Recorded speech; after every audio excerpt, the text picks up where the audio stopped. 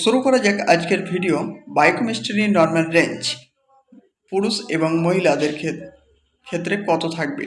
তো সর্বপ্রথমে আপনার ফাস্টিং ব্লাড গ্লুকোজ যেটা পুরুষ এবং মহিলাদের ক্ষেত্রে থাকবে, এটা অ্যাডাল্টের ক্ষেত্রে 60 থেকে নিয়ে 110। তারপরে আপনি চলে আসুন পোস্ট প্যান্ডেনাল ব্লাড গ্লুকোজ অর্থাৎ পিপিবিএস, যেটা আপনার থাকবে 60 থেকে 145। তারপরে আপনি চলে আসুন ইউরিয়া যার নর্মাল রেঞ্জ 13 থেকে 45। এবার আসুন কিটিনাইন, সেটা থাকবে পুরুষদের ক্ষেত্রে 0.6 থেকে নিয়ে 1.4 এবং মহিলাদের ক্ষেত্রে থাকবে 0.6 থেকে নিয়ে 1.2। এবার আসুন সিরাম বিলিরুবিন টোটাল, যার নর্মাল রেঞ্জ থাকছে 0.01 থেকে নিয়ে 1.0 mg। তারপরে চলে আসুন সিরাম বিলিরুবিন কনজুগেটেড, যা আপ টু 0.20 mg।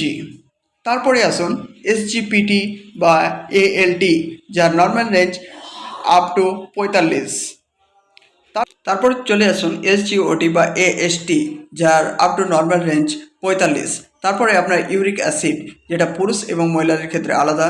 পুরুষদের ক্ষেত্রে থাকবে 3.4 থেকে নিয়ে 7.0 এবং মহিলাদের থাকবে 2.4 থেকে নিয়ে 5.7।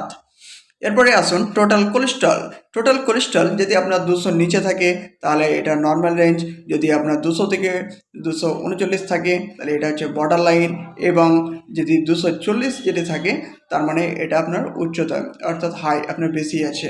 তারপরে চলে আসুন সিরাম ট্রাইগ্লিসারাইড, যাকে আমরা সংক্ষেপে টিজি বলি, যেটা থাকবে আপনার নর্মাল রেঞ্জ 35 থেকে নিয়ে 170। তারপরে আসুন এইচডিএল কোলেস্ট্রল, যেটা আপনার থাকবে 35 থেকে নিয়ে 60 এবং এলডিএল কোলেস্ট্রল, যেটা আপনার নর্মাল রেঞ্জ আপ টু 130 এবং ভিএলডিএল কোলেস্ট্রল, যেটা থাকবে আপনার 10 থেকে নিয়ে 35।